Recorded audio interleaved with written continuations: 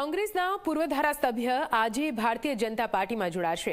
વિજાપુરના પૂર્વ ધારાસભ્ય સીજે ચાવડા આજે ભારતીય જનતા પાર્ટીમાં જોડાશે।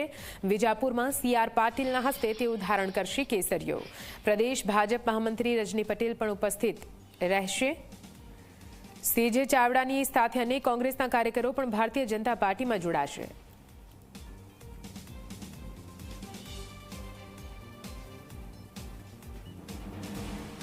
कांग्रेस में तो अमने कोई तकलीफ होती नहीं, पर अमरा धारासभ्य खरा ने ये अमरी साथे एक वर्ष रहा अने अमारो एवो नातो थई गयो छे बधानो कार्यकरोनो ने अमारा आगेवानोनो, कारण के अमने जे अहींया आवीने अमारा माटे जे कामगीरी करी एनाथी बधा ज प्रभावित हता, एटले अमे चावड़ा साहेब साथे भाजपनो जॉइन थईए छीए।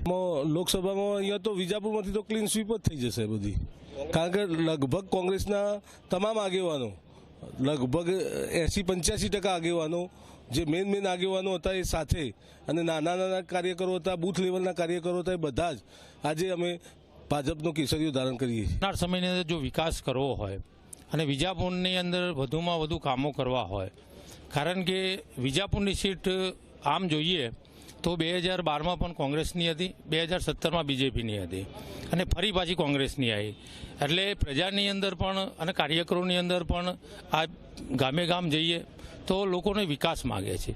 આજે દેશ અને દુનિયા જ્યારે વિકાસ તરફ જઈ રહી હોય અને વિજાપુર શાના માટે વિકાસથી વંચિત રહે, એટલે વિજાપુરના વિકાસ માટે અમારી પણ કાર્યકરો અને આગેવાનોની જવાબદારી બનતી હોય છે।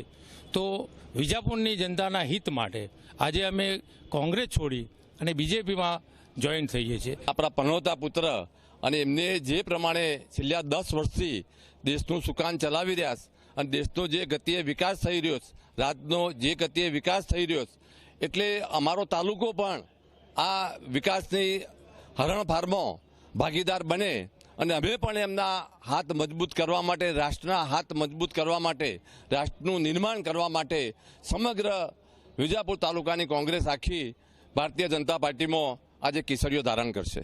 પ્રજાનો મત અને આ મહેસાણા જિલ્લાની લોકોની આતુરતા છે કે આજે મોદી સાહેબ સતત ત્રીજી વખત વડાપ્રધાન બને, એના માટે એમના સમર્થનમાં સૌ લોકો સાથે જોડાઈ રહ્યા છે।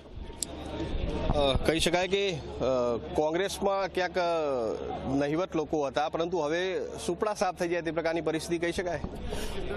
કોંગ્રેસ માટે મારે કશું કહેવાની જરૂર નથી, પરંતુ હું તો મારી પાર્ટીની વાત કરું તો ભારતીય જનતા પાર્ટી દિવસે ને દિવસે મહેસાણા જિલ્લામાં વધારેમાં વધારે મજબૂત થઈ રહી છે। વિજાપુર ઘણા વર્ષોથી કોંગ્રેસ અને બીજેપીમાં લડતું રહ્યું અને એમાં કોઈ વિકાસ થયો નથી વિજાપુરનો, એટલે માનનીય મોદી સાહેબના હાથ મજબૂત કરવા, લોકસભાની સીટો વધારેમાં વધારે ગુજરાત તરફથી આવે એના માટેનો આ પ્રયત્ન છે અને સમગ્ર કોંગ્રેસ ગુજરાતમાંથી સમગ્ર કોંગ્રેસ જોડાવા આતુર છે।